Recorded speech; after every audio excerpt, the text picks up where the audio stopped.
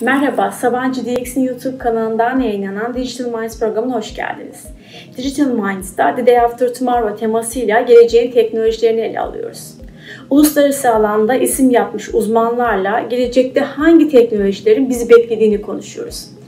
Bu bölümde konumuz inovasyon, yaratıcılık ve kurumsal kültür. Bu üç kavram dijital dönüşümde çok önemli. O kadar önemli ki bir şirket için hayati önem taşıyabilir. İşte bu konuyu Cris Beswick ile konuşacağız. İngiliz yazar, akademisyen, eğitmen Cris Beswick Türkiye dahil olmak üzere pek çok ülkede bu üç konuda eğitimler ve danışmanlıklar veriyor. Cris Beswick SabancıDx'in sorularını yanıtladı. Cris Beswick he's a very much a good keynote speaker, author, right? And his expertise is especially innovation. Cris is with us in Digital Minds. Welcome, Cris. Hi, how you doing? Thank you. How are you doing? I'm good. I'm really good, thank you. Good. So, as you know, Cris, digital transformation is the very much popular issue these days after the pandemic.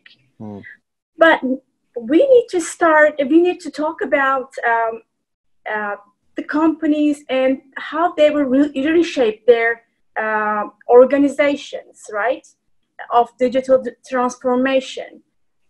My first question would be, if you run a company, would you prefer it to be a medium startup or a big scale company who has very much a good supply chain system organization? Wow, which one would you be running? Which one would I personally be running right now? I think before the pandemic, I'd have probably chosen the big sort of complex corporate organization. But now we're in the middle of of COVID-19 and hopefully starting to emerge.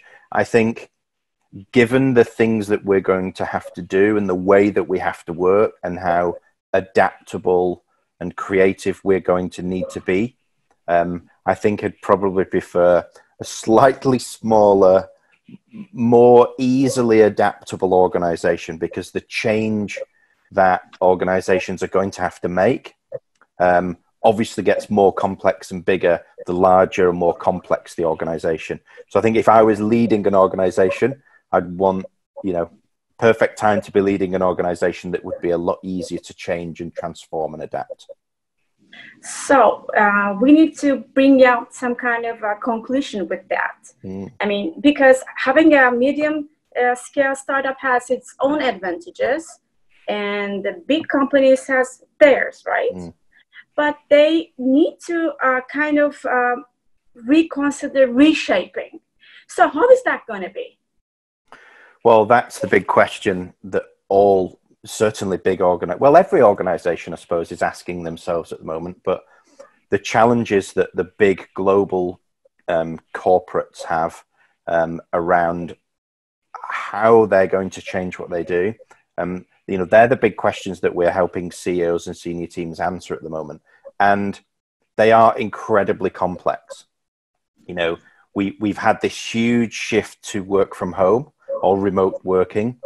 And the big question now is, do organizations, as restrictions lift or start to lift or certainly start to ease, do organizations bring their people back?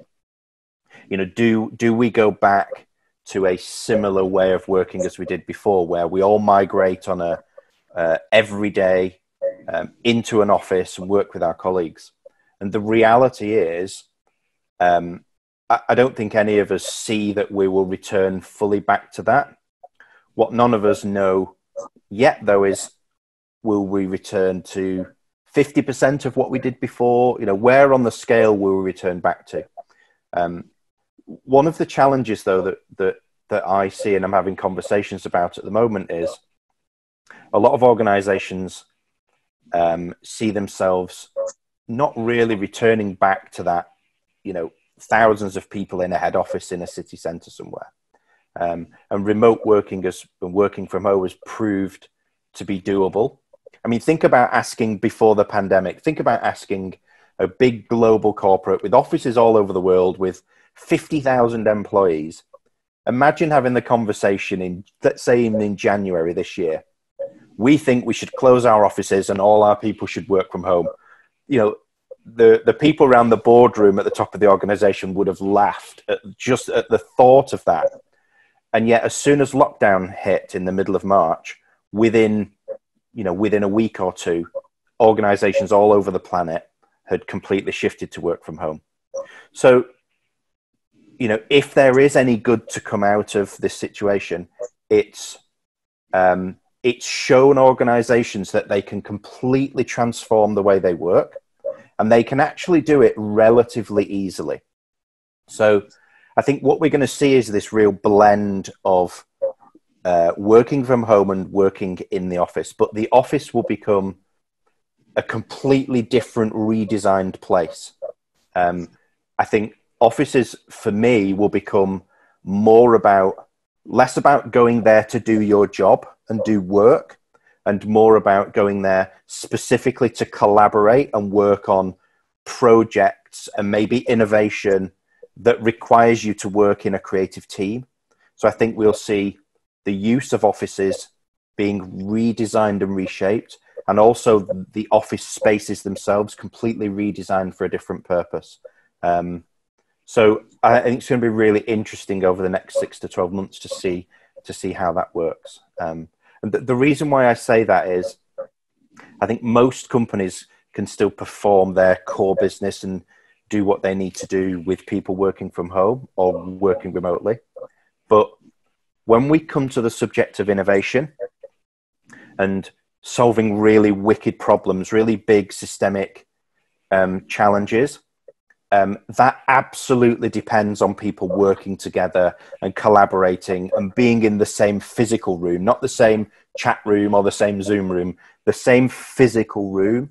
And, you know, no matter how good Zoom is or any of the other platforms, there is no substitute for a group of creative people physically working together to solve problems and come up with innovative solutions. So I think we're going to see a shift to innovation teams working together, but your normal day job being done either remotely or a blend of some time in the office, but predominantly at home.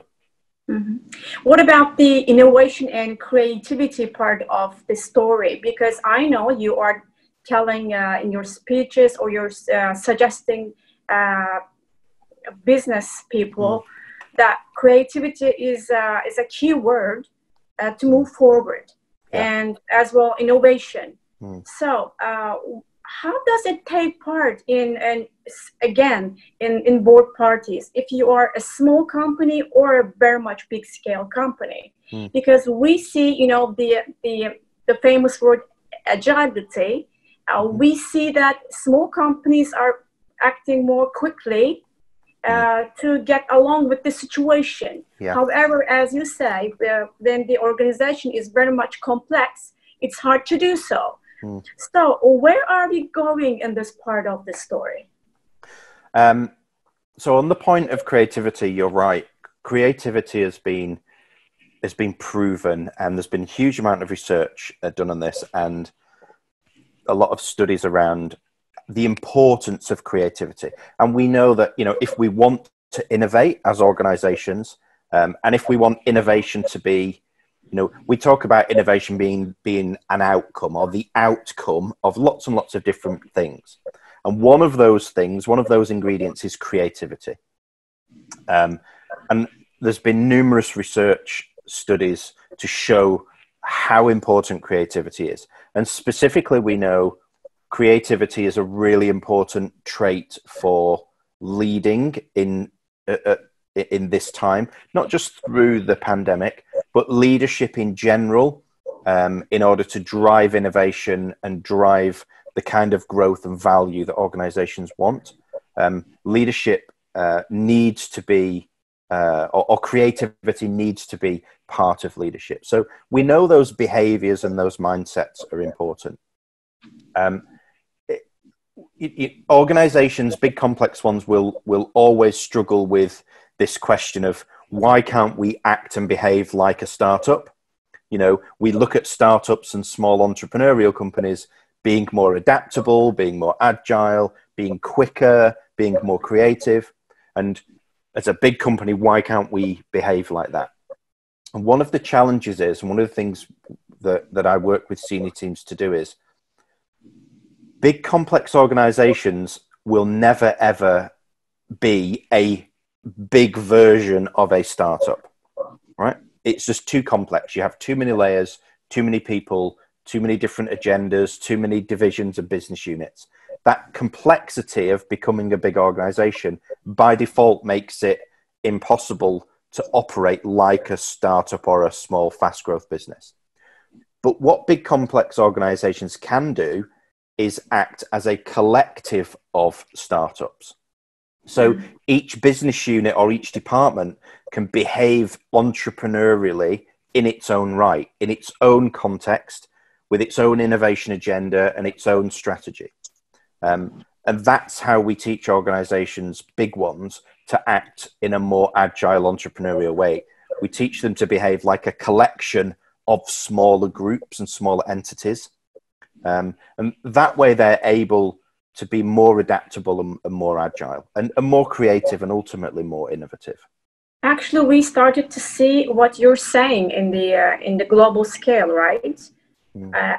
As far as I know, like the automotive industry, when they're transforming themselves into mobile companies, mobility companies, they are kind of making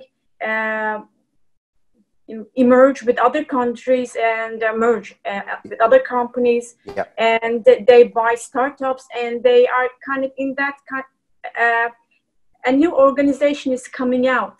Right. As far as can see, you agree with that, right? Yeah. So there's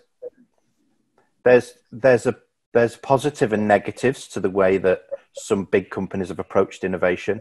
You know, a lot of big companies have approached innovation in terms of they have resources, they have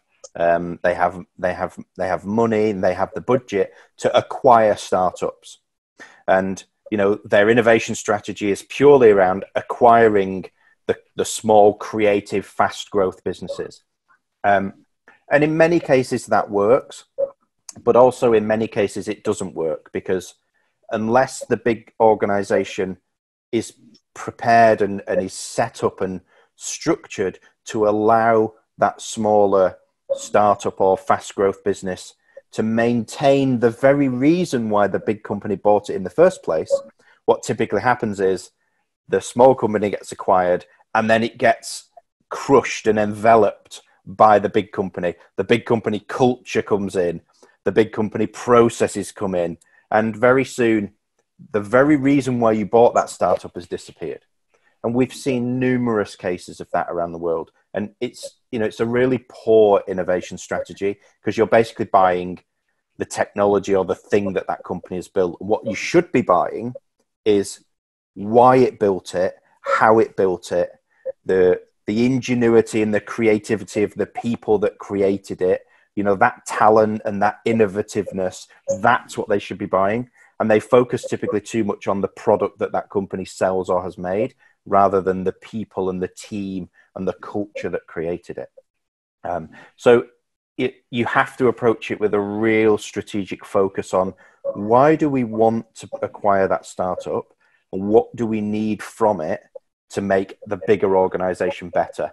And when you purely say, well, we just want the product that they sell because it's better than the one we have, the whole point of acquiring that startup is missed. So, you know, we do a lot of work on helping build those strategies so that the essence of why you acquire that startup isn't destroyed in the acquisition. So talking about having the strategy, nowadays I'm reading articles like which technologies a company should buy or produce themselves. Because it changes a lot on their way to digital transformation. So sometimes it's useless to invest yourself, a company, for like 2-3 years for a technology, and after all, maybe it won't be profitable at all. So as you say, having this strategy today is very difficult as things are very much dynamic. So how will it work? How does it work? How the decisions will be made?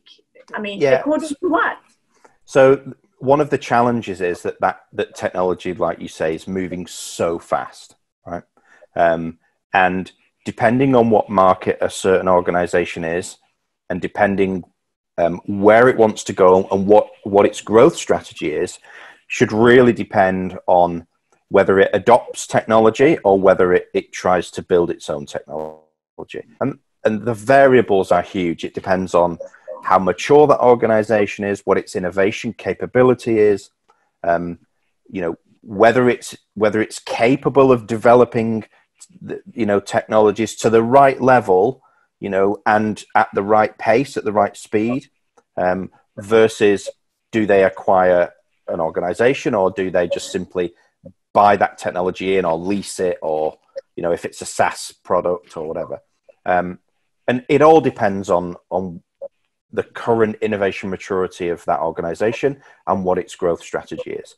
But the challenge is, if you're not really in that technology development game now, it's very, very difficult to get in it as a big, complex organization. And the costs of playing at that level are really, really high versus the time and the pace at which technology is changing and evolving.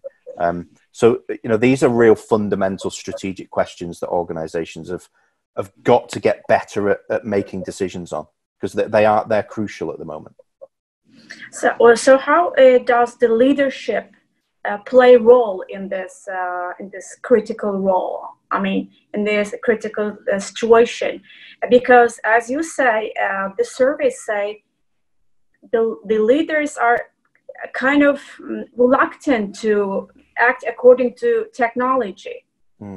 Even in North America, in Europe, in Western Europe.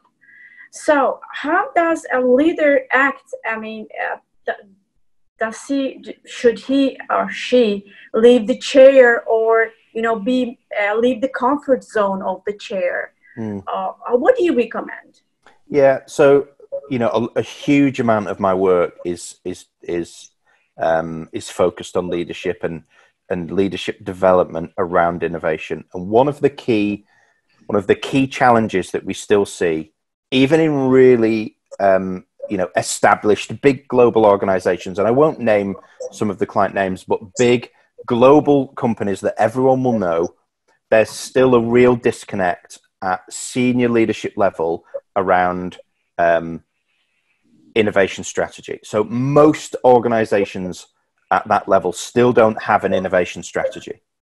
They will have a corporate growth strategy, but they won't really have an innovation strategy.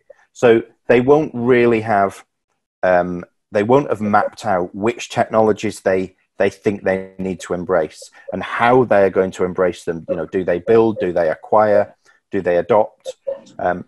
So decisions are being made without real strategic alignment. So what leadership teams have to do is, first and foremost, become completely aligned as a senior leadership team. They need to understand the dynamic nature of the world that we operate in. And one of the challenges with that is most senior teams, and this is still an issue, but most senior teams in big, global, complex organizations are still gender biased. They're still middle-aged, typically men, middle-aged, that have been in that industry for the past 25, 30 years. And when I say they, I mean we, because I'm in that bracket, which is why I work with people like that. But so we don't have a lot of diversity in the boardroom. And we don't have because of that, we don't have a lot of cognitive diversity. So diversity of thought and diversity of opinion and diversity of perspective, because most of those senior teams have come up through the business in the same way. And they've probably been on the same leadership development courses to teach them how to be a better manager and a better leader. But most of that leadership development hasn't included how to lead for the world that we find ourselves in today. It hasn't included creativity as a component of leadership, empathy as a component of leadership, and it hasn't included how to lead for innovation. And because of that, one of the big things that I see in my work is a complete lack of strategic understanding about how to drive innovation. And technology and transformation and agility and adaptability, all of those things are components of an organization that truly understands how to innovate and shape the future. And the challenge and the problem is it starts with leaders and a lack of understanding about how to do that at leadership level. So the first thing senior teams have to do is really understand innovation, understand how innovation works and how to build an innovation strategy, and then how to align that innovation strategy to their corporate growth strategy. And then secondly, understand how to then to lead for innovation, how to lead for that strategy, because the leadership that we require now and what we'll require over the next 5, 6, 7 years is completely different than we've required over the last 20 years. And there has to be a complete shift in leadership capability and mindset and behavior. And that's one of the big challenges we have now. And this current pandemic has highlighted the fact that, this current pandemic has unearthed a lot of the things that we sort of all know, but didn't really want to talk about and didn't really want to share or bring to the table because things were okay. And this pandemic has really highlighted some of the inadequacies in corporate structure, cultures around the world in terms of company cultures, strategy, and then leaders and their ability to really lead an organization into the future. How does the culture play part here? Do you, for example, these thoughts, would you recommend them to a British company as well as a Turkish company, or, for example, an African company? So all of the things that I've said they're completely agnostic in terms of companies, in terms of sectors. They're agnostic to a certain extent in terms of different cultures around the world, i.e. organizational culture is a fundamental part of what makes organizations great. There are cultural differences around the world that you have to take into consideration. But in general, culture is a crucial part of how organizations work. Peter Drucker famously said, culture eats strategy for breakfast, right? That famous quote. What I talk about at the moment is,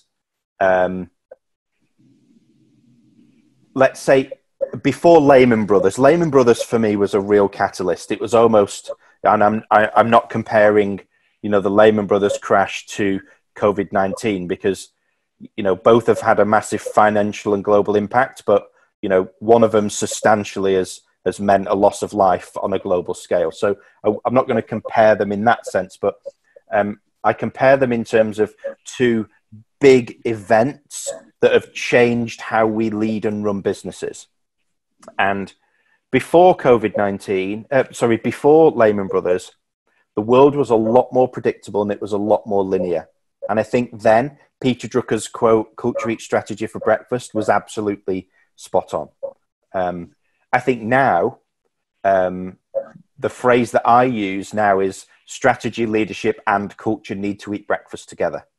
So we need completely different, culture alone will not push an organization into the future anymore. It won't differentiate it from its competitors. It won't make it a brilliant place to want to go and work. There has to be a purpose-driven strategy, and there has to be absolutely incredible leadership pushing that organization forward and enabling the rest of the business, enabling the culture to do amazing things. So strategy, leadership, and culture need to eat breakfast together. And I'm working with a Turkish company. I'm working with a company that has a substantial operation in Turkey at the moment. And culture is an important part of how they operate. Yeah, right. Okay. Thank you for sharing your thoughts. Thank you, Cris, from London. My pleasure. Being a guest has been a pleasure of mine. Pleasure for me as well. Thank you. See you next time. Bye. Bye.